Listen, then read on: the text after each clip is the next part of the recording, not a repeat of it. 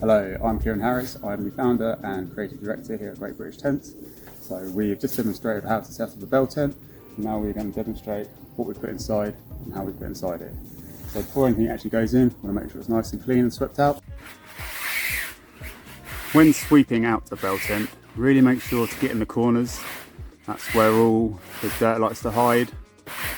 Any little creepy crawlies might be in there. Make sure we go under the middle pole. We use JBs for our beds, so these are really simple to set up. So they just fold, pull the legs out,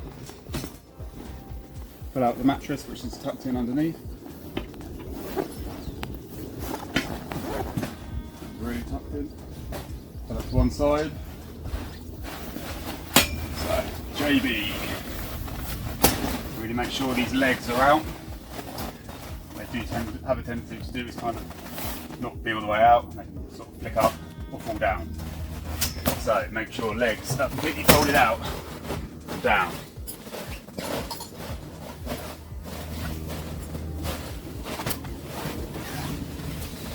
JB mattress down, and what I like to do is just make sure that everything is symmetrical. So I look down the middle of the tent, so A-frame, the middle pole and the back seam at the back. Just get this bed nice and straight in the middle. JB bed is set up. We have had some feedback from clients saying that actually the mattress isn't as thick as it could be, so we've taken that feedback on board and we've started adding futon mattresses to the top, or mattress toppers, just to try and create a bit more comfort. So futons on top of the JBs. One vintage rug, so unrolled in front of the middle pole. This is mainly so it doesn't get trampled on as soon as guests go in. Again, looking for sort of symmetry, so trying to get the middle of the mat, the middle of the rug, in line with the middle of the pole. Just getting out any creases. Trying to get it nice and flat. Coffee table next. So coffee table on top of the rug, against the metal middle pole. And again, just by eye, trying to get that as symmetrical as possible. So with the bell tents, as standard, you always get the vintage rug, the coffee table, JB with a topper, the 2 apple crates, the ornaments, usually some selfless promotion, some drinks and some biscuits for the morning after. The ornaments do depend per tent. This is just to do with time of buying them. Stuff does tend to go walkabout as well, especially the lights. If you are camping with us, I recommend maybe bringing a torch. So once we've set out most of the stuff, we're then going to start making up the bed. What we try and do is get the bed set up or made up back at our unit to try and save time when we're on site. Imagine 30 degrees outside, probably 40 degrees in a bell tent. So we try and make them up at the unit. So in my lovely laundry bag here, I have our 13.5 duvets, our fitted sheet.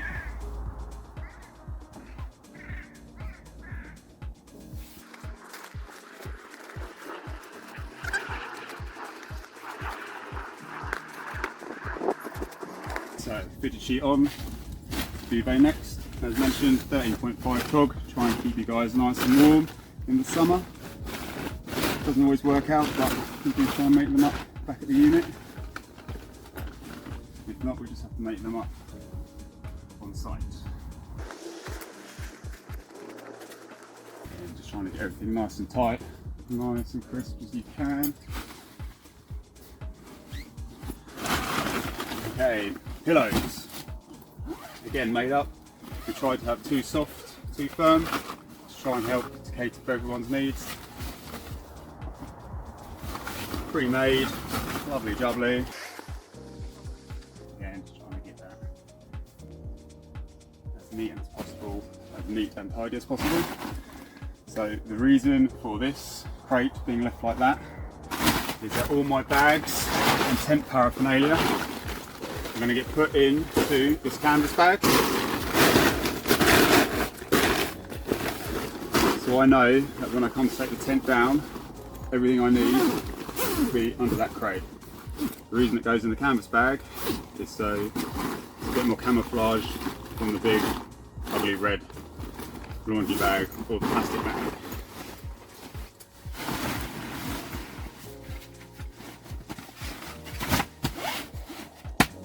That one's down. Just the last finishing touches. Okay, that is the inside of a bell tent. So with the bell tent all dressed, we're now going to dress the outside. So a bit of bunting. Bunting, the black bit at the top, over the rain cap. We're going to go along the guy rope that's to the side so it doesn't become a trip hazard for anyone. Our shepherd's crook, hook it inside that, just following the line of the guy rope, will act as a bit of a warning flag, if you will. So shepherd's crook in, trying to get that facing front. Our number, your number, to help guide the way back to your bell tent. We wouldn't want anyone staying in the wrong bell tent now, would we? And obviously it's going to be very dark, very late by the time you guys are finished partying and celebrating. So a little solar light there to help guide your way back to the bell tent. Our stag welcome mat, carrying on with the great British theme. Again, making sure that's in line for everything else. There you have it, one bell tent.